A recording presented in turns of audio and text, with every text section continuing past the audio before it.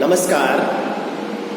इस वीडियो में मैं आपके सामने रीतिबद्ध काव्यधारा की विशेषताओं पर बातचीत करूंगा। रीति काल की 3 काव्यधाराओं में रीतिबद्ध काव्यधारा उन कवियों की काव्यधारा है जिन्होंने तत्कालीन राजाओं, सामंतों या उनकी पत्नी और प्रेमिकाओं आदि को शास्त्रीय ज्ञान देने के लिए लक्षण ग्रंथों की रचना की। लक्षण ग्रंथों की रचना की यही परिपाटी रीति कही गई।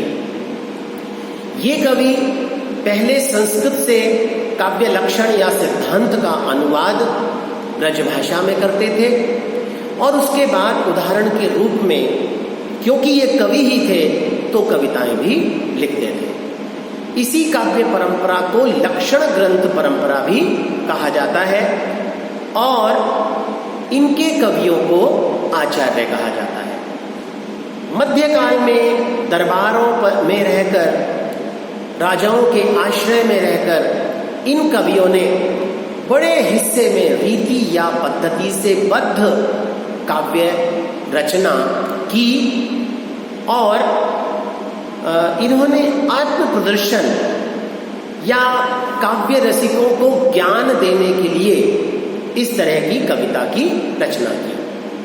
रीतिबद्ध काव्यधारा में यदि कवियों को गिने तो केशवदास, चिंतामणि त्रिपाठी, कुलपति मिश्र, देव, भिखारीदास, पद्माकर और मतीराम जैसे प्रसिद्ध कवियों को रखा जा सकता है।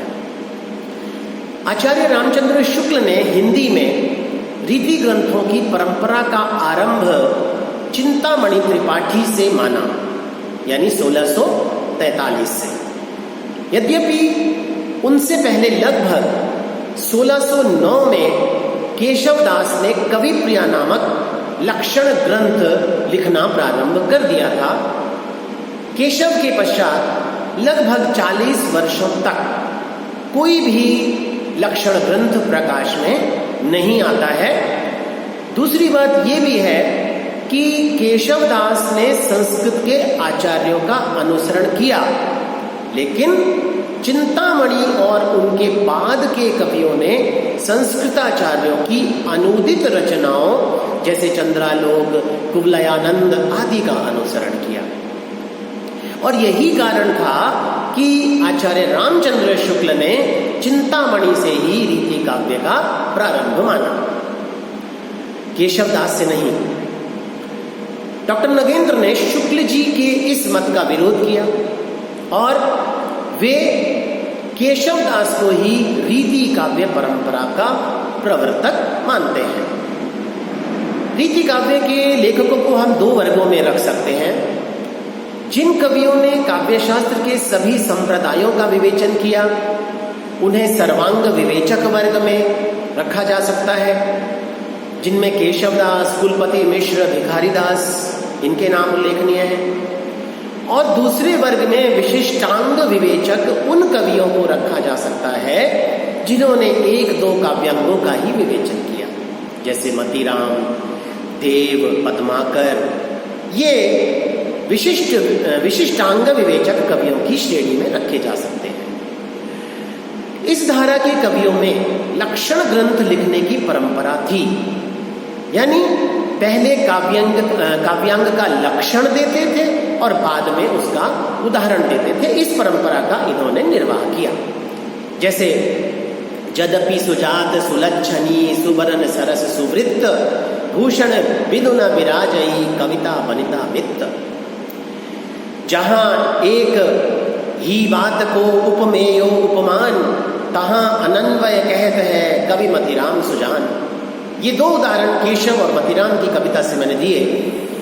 इन दोनों की कविता में प्रायः अपने आश्रयदाताओं को प्रसन्न करने के भाव दिखाई पड़ते हैं और यही कारण है कि इनके वर्णन प्रायः श्रृंगार रस प्रधान है, जिनमें अधिकांशतः विलास और भोग की प्रवृत्ति है। जैसे एक उदाहरण मैं आपके सामने रखता हूं। गुलगुली गिल में गलीचा है, गुनीजन है, चांदनी है, चिक है, चिरागन की माला है। गुलगुली गिल में गलीचा है, गुनीजन है, चांदनी है, चिक है, चरागन की माला है। कहे पद्माकर जो गिजा है सजी, सेज है, सुराही है, सुरा है और प्याला है। यहाँ सेज, सुराही, सुरा और प्याले का वर्णन विलास और भोग की प्रवृत्ति की ओर संकेत कर रहा है। कहीं कहीं आश्रयदाताओं का, उनकी वीरता का, उनके श्रृंगार का बड़ा अतिशयोक्तिपूर्ण वर्णन करते हुए दिखाई पड़ते हैं। पद्माकर कवि का एक उदाहरण मैं आपके सामने रखता हूँ। एक ही पंक्ति है। उपक्के तपक्के धड़क्के महा है, प्रलय चिल्लिका सी भड़क्के जहाँ है। प्रलय के समान चीत्कार उठाते हुए राजागण अपने दुश्मन पर वार कर रहे हैं। युद्धों का बड़ा चढ़ाकर वर्णन इन कवियों ने किया।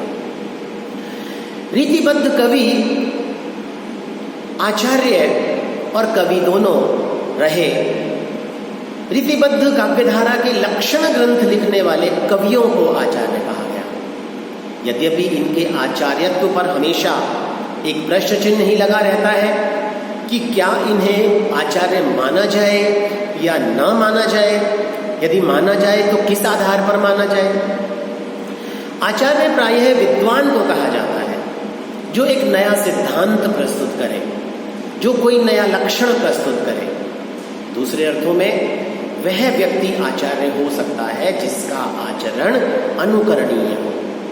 इन दोनों दृष्टियों से यदि देखें तो रीतिबद्ध काव्यधारा के कवि आचार्य तो नहीं माने जा सकते, क्योंकि उन्होंने केवल लक्षणों का अनुवाद मात्र किया है। पहले से संस्कृताचार्यों द्वारा निर्धारित सिद्धांतों का उन्होंने केवल अनुवाद हमारे सामने प्रस्तुत किया। किसी प्रकार का मौलिक कार्य या किसी प्रकार की मौलिकता उन्होंने प्रस्तुत नहीं की। इनका साहित्य भोगमूलक श्रृंगार, राजाओं की अतिशयोक्ति पूर्ण वीरता के वर्णन और सामंती मानसिकता से भरा पड़ा है। इसीलिए उसे यदि यह कहा जाए कि अनुकरणीय है तो वह अनुकरणीय भी नहीं है। यद्यपि आचार्य शब्द का एक अन्य अर्थ भी है जिसके अनुसार ज्ञान को सरल बनाकर प्रस्तुत करने वाला व्यक्ति, इसे भी आचार्य कहते हैं। और यदि इस दृष्टि से देखें तो रीतिबद्ध काव्यधारा के लक्षण ग्रंथकार कवि निश्चित रूप से आचार्य पद पाने के अधिकारी हैं, क्योंकि संस्कृत के कठिन सिद्धांतों को इन्होंने ब्रज भाषा में अनुदित करके हमारे समक्ष रखा। इसलिए यह श्रेय इनको दिया जाता रहा है और इन्होंने पहली बार साहित्य और अन्य कलाओं के नियम और परंपरा के ज्ञान को जन सामान्य की भाषा में अभिव्यक्त किया है।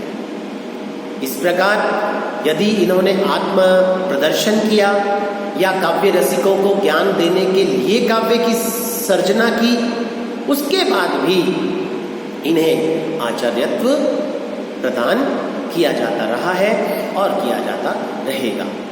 इस प्रकार रीतिबद्ध काव्यधारा के कवियों ने लक्षण ग्रंथों को लिखने की परिपाटी को अपनाया और एक बहुत आकर्षक रूप में संस्कृताचार्यों, संस्कृत के विद्वानों द्वारा प्रतिपादित सिद्धांतों को ब्रज भाषा में, हिंदी साहित्य में रखा और अमर हो गए। धन्यवाद।